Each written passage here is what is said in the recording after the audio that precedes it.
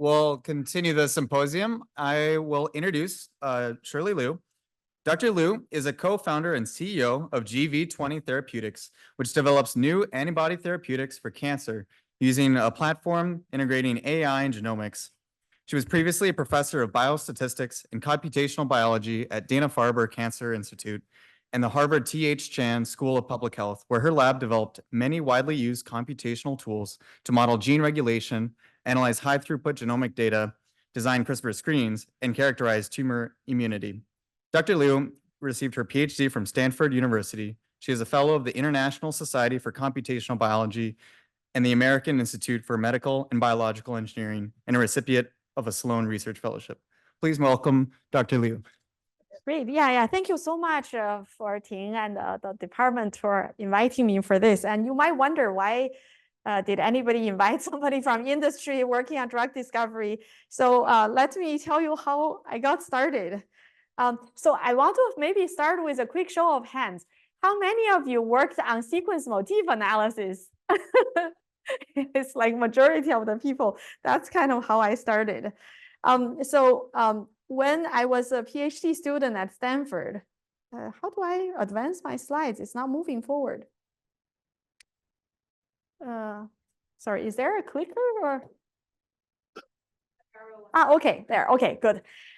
So when I was at Stanford, microarray was just invented. I remember we went to Pat Brown's lab and they were showing us all the yeast microarrays. And they say, these group of genes are co-expressed. Can you help us find out how they are co-regulated?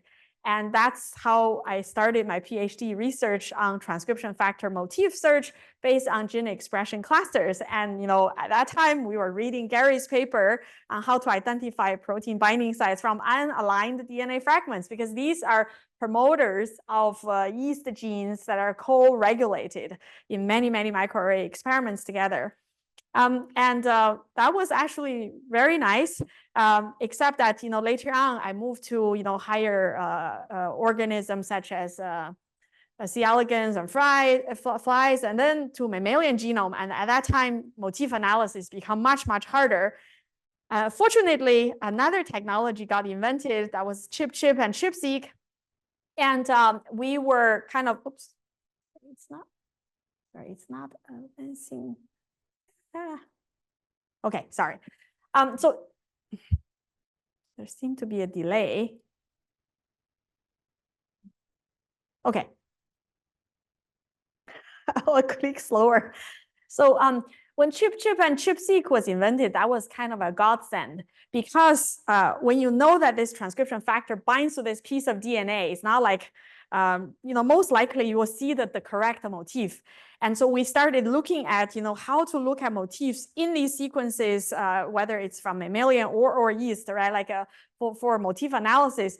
And one piece of insight was also very useful from Gary's early publications, because what we found is that in ChIP or ChIP-seq sequences, that the ones that have high binding not only have higher affinity sequence to the transcription factor, but also they have multiple copies of the same transcription factor. And so the signal to noise in those high fold change sequences are much better. And we kind of use that piece of insight to help us develop the next tool for finding motifs in these ChIP-seq hits. And then we started working on translational cancer areas, starting with cancer epigenetics. And at the time, I'm sure a lot of the audience here were looking at the DNA sequencing or a TAC-seq or cut and run. And there were early research showing that looking at the DNA's chromatin accessibility profiles, you can see transcription factor footprints, that how they bind to the DNA and protect the DNA from either a DNase cut or a TNF5 cut. But what we found is that these enzymes, when they cut the DNA, they're actually very strong cutting biases, intrinsic cutting bias. Even if you have naked DNA, they can cut and leave some fake footprints. And so in order to model that, again, we looked at Gary's paper, because actually the TNF5 cutting bias, the sequence is pretty long because it cuts on 5' on this side, and then from the other side, many bases down. And so to model a very long sequence pattern, we looked at Gary's published papers again to look at, how to model these cutting bias. And so how to remove this, and the remaining signal might be the real transcription factor footprint. And so with that, we looked even further into translational areas. My lab started, like thinking about, what are the things that can really make a difference in cancer treatment. So 2 years ago, I took I left Harvard and Dana-Farber to join the company full time. And to our surprise, transcript or motif analysis still actually play an important role here. So now let me start with this question. Do you know the top selling cancer drug last year?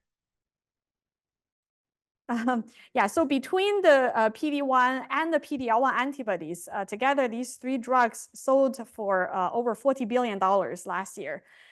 But only minority of patients really respond to this drug. So we're kind of keep on looking for novel targets to develop new drugs. The conventional way to develop a cancer drug is from gene to function to drug. So scientists first need to know that the PD-1 gene is important. It interacts with the PD-L1 gene to induce T cell dysfunction. Then you can develop an antibody to really block this interaction and maintain T cell activity to kill the cancer cells. And the whole process is actually long and expensive. From the first paper to the first drug in the clinical trial took about 10 years' time. But do you know that cancer patients' own immune system already make anti-tumor antibodies in them? Because when we study the tumor, it's not just the cancerous cells in there. There are also immune cells infiltrating that tumor. And we found that their B cells infiltrating the tumor already make anti-tumor antibodies, such as anti-PD-1 or anti-PD-L1. They just don't make enough, and those antibody may not have the correct FC. So you have an antibody, the Fab region bind to the target, FC region call out a different immune help. And so if they have the IgG FC, that's more tumor killing. But if it's IgA FC, then it actually protects the tumor. And so then we thought, oh, that's great. Maybe we can get these antibodies from patient tumors, but somehow have the right FC and give it enough amount, then that could be good therapeutics, right? And so how do we really get these antibodies? Previously, my lab published a paper when, nowadays you can get tumor RNA sequencing for like $200 to $300 a piece. And there are a lot of published tumor studies out there. And those tumor RNA sequencing not just sequence the RNA from the cancer cells, they also sequence the RNA from the immune cells infiltrating the tumor. And so we previously published a paper from each tumor RNA-seq, we can computationally assemble a few thousand antibodies from it. They are not all the antibodies in the tumor, but they are the clonal expanded antibodies that are more likely to be recognizing tumor antigens. And so by this time, we have tens of thousands of tumors as our experimental system. And then we ask, can we see how these tumors fight the cancer? Turns out we could use AI to de novo predict the targets of these antibodies. It's all probabilistic way. I'll show you intuitively how we do it.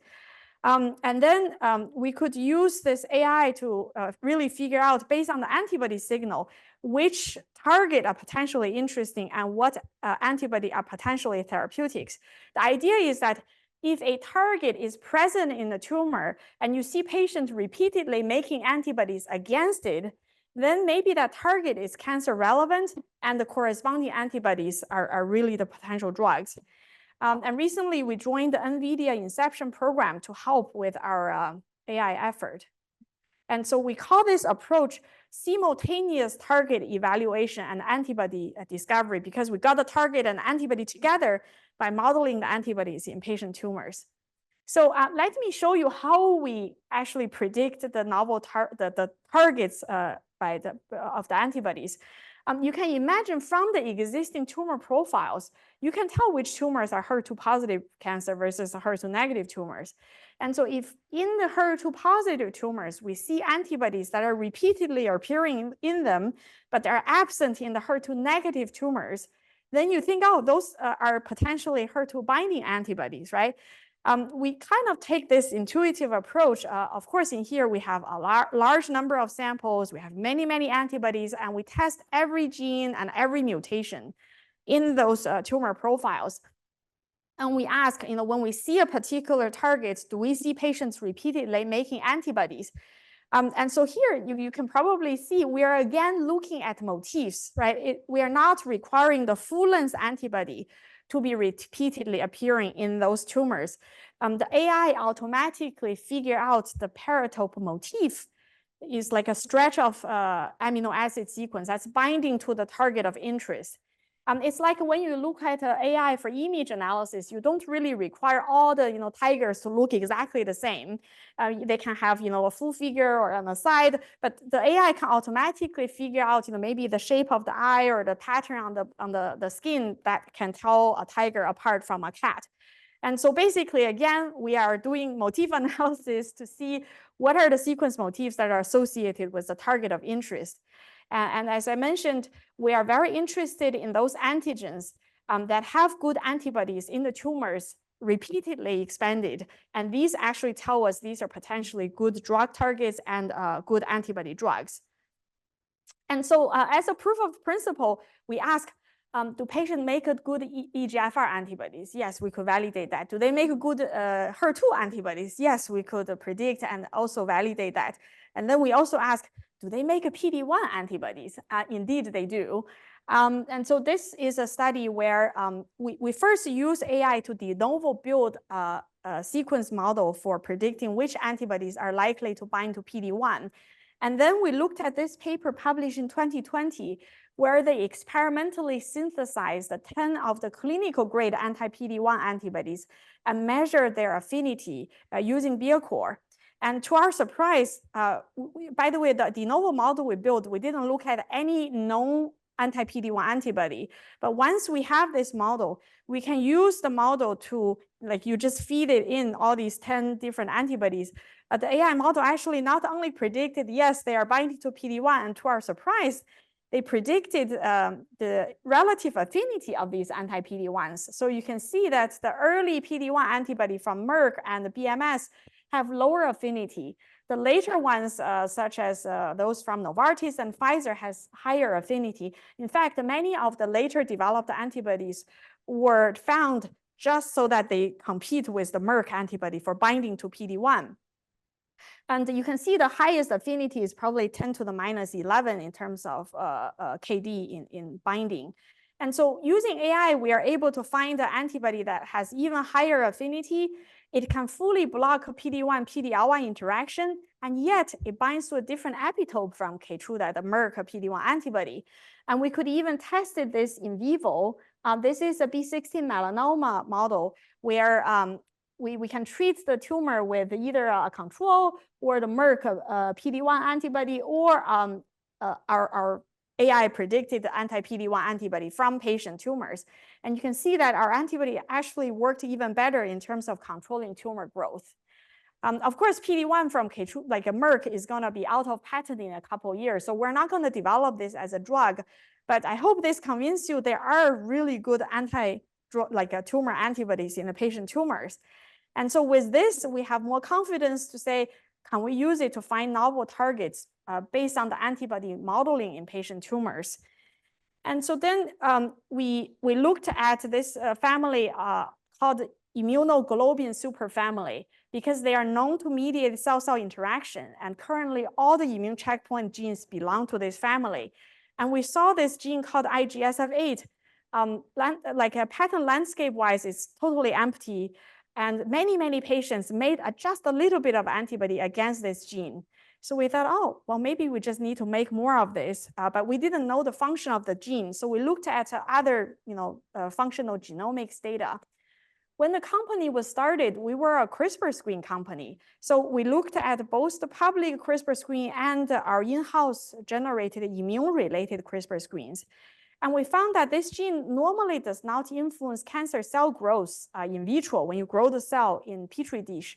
However, when the cancer cell is under immune pressure, it does influence cancer cell growth. For example, if we grow the cancer cell in a fully immune competent mouse, knocking out this gene make the tumor grow slower. Or if we co-culture the cancer cell with natural killer cells, again, we saw knocking out this gene make the NK cell kill the cancer cell better. And so that was very interesting. We thought, oh, maybe this gene has some immune-related function. Then we look at more public data to help us, gain some confidence. In terms of gene expression, this is from TCGA, many tumor types. Orange are the tumor expression and blue are the normal expression. And if you see stars on the top, that indicate this gene is differentially expressed between tumor and normal. And you can see that IGSF8 is differentially expressed in many solid tumors, like overexpressed, highest in melanoma, but also in endometrial and many other cancer types. There are only 2 cancer types where this gene is lower expressed in cancer and higher expressed in normal. And both, you can see one blue star here is like clear cell kidney cancer. The other is the papillary kidney, although it's not as significant. So if you work on cancer immunology or immuno-oncology, you would know that kidney cancer's tumor microenvironment is totally different from other solid tumors. And in terms of current PD-1 response, the biomarker is also completely opposite from other solid tumors. So when we saw this gene behaving differently in kidney cancers, it gave us also more confidence that this might be an immune-related gene. And so without understanding the function of this gene at all, we just decided, let's use AI to predict an anti-IGSF8 antibody from patient tumors and test them in vivo. This gene is 90% evolutionarily conserved between human and mouse. And we were able to get an antibody with good affinity binding to both human, monkey, rat, and mouse. So we can use the same sequence to test the antibody in human and mouse. And so next experiment, we tried both in human and mouse cells. We co-cultured the cancer cell with the primary NK cells. And then we add a different concentration of this antibody. And you can see as we increase the concentration of the antibody, the NK cells can kill the cancer cells better. And so we say, okay, that's great. We have good in vitro function. Let's look at in vivo. And so here we tested a number of syngeneic tumor models, including B16 melanoma, LLC, non-small cell lung cancer, CT26 colon cancer, and 2 different triple-negative breast cancer models. One is 41, also EMT6. And in each case, you can see we let the tumor grow out a little bit, then we add the drug, right? The blue is the control, red is anti-PD-1, green is our anti-IGSF8, and purple is the combination of the 2 drugs where we have the dose of each. And you can see here the anti-IGSF8 always have single agent efficacy and very often worked even better than anti-PD-1. And when we combined the 2 drugs together, it worked even better. We were really excited about this. This is like end of 2019, beginning of 2020. And so only with observing this phenomenon, we started looking at potential function of this gene. So we asked, where is this expressed? So here we looked at hundreds of single cell studies that's collected in this database that was published last year. And so here, the circle size indicate how many cells express this gene. And the color indicates the expression level of this gene. And you can see this gene is highest expressed on cancer cells, but also a little bit expressed on immune cells. And we also show this KIR3DL2. I won't go through all the detailed biology, but we figure out the receptor of this gene, which is KIR3DL2 on the natural killer cells. And then we looked at another single cell study with a lot of data manually curated by the published authors. And so here, if you look at these 3 genes, KIR3DL2, IGSF8, and the B2M, you can see the 3 columns. The first is normal. Second is macrosatellite unstable tumors. And the third is macrosatellite stable colon cancer cases. And you can see from normal to MSI to MSS colon, IGSF8 expression continue to express higher, while B2M continue to decrease in expression. We actually look at this in all of TCGA, and we consistently see this trend. So IGSF8 expression is higher in the tumors and highest in the malignant cells, especially when the cancer cell loses MHC class 1. And so we ask, okay, well, what is this gene, where is this gene expressed in normal samples? It turns out it is highest expressed in neurons and the central nervous system. And so our neurons are immune privileged, like they don't regenerate. So no matter what kind of lesions we have, we don't want our immune system to kill the neuronal cells. And so because of this, neurons don't express MHC class 1. And that basically suppress all the adaptive immune killing if there's any mutations.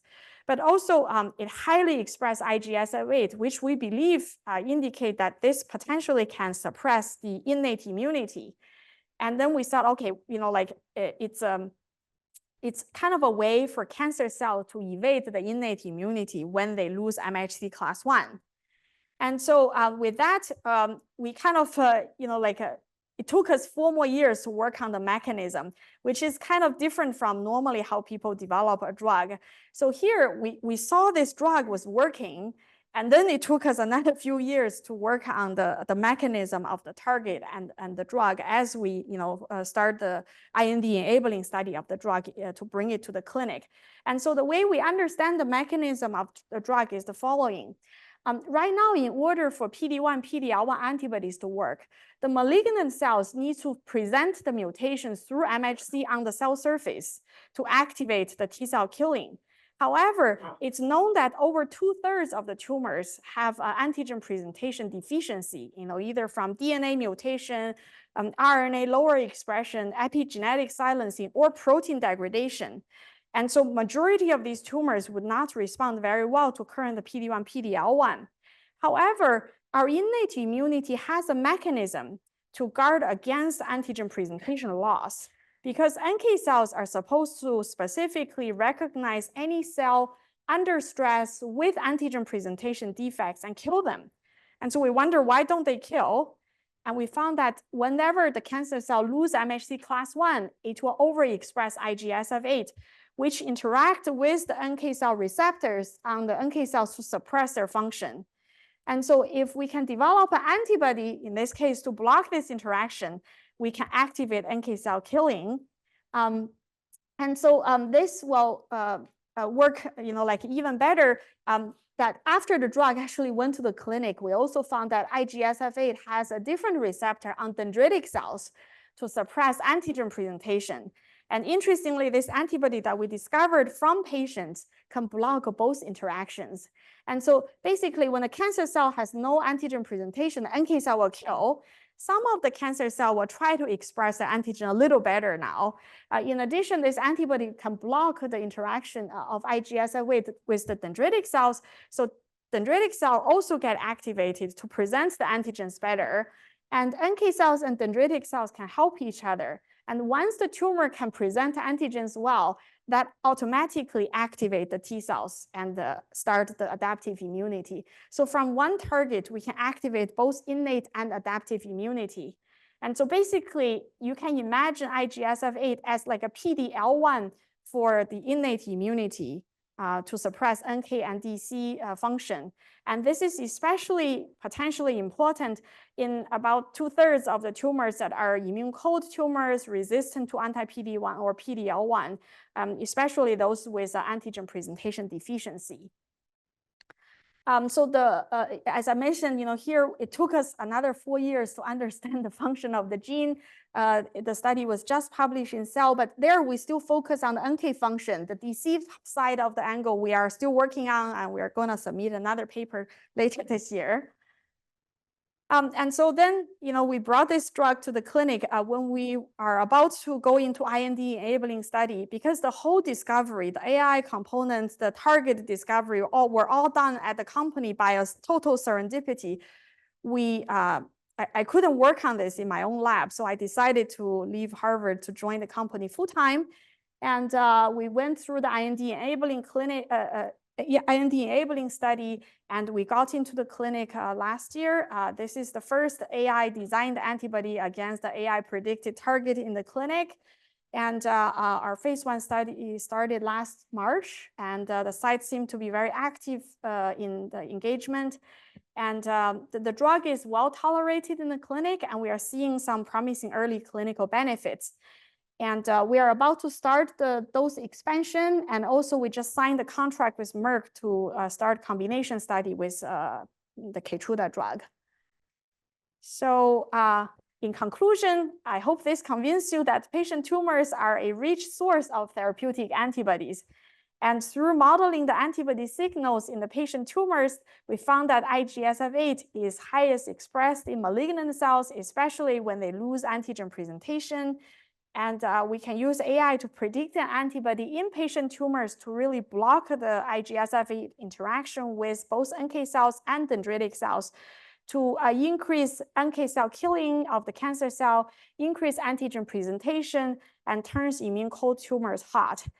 And this antibody by itself and in combination with PD-1 show potent tumor growth inhibition in syngeneic tumor models.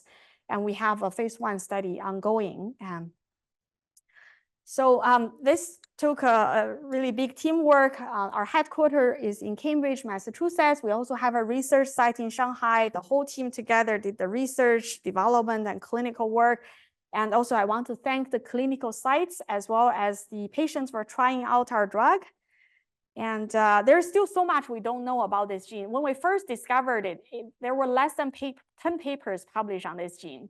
And by 2024, there are about 20 papers published on this gene ever. So we really hope to collaborate with everybody to understand this gene better so that we can develop the drug better.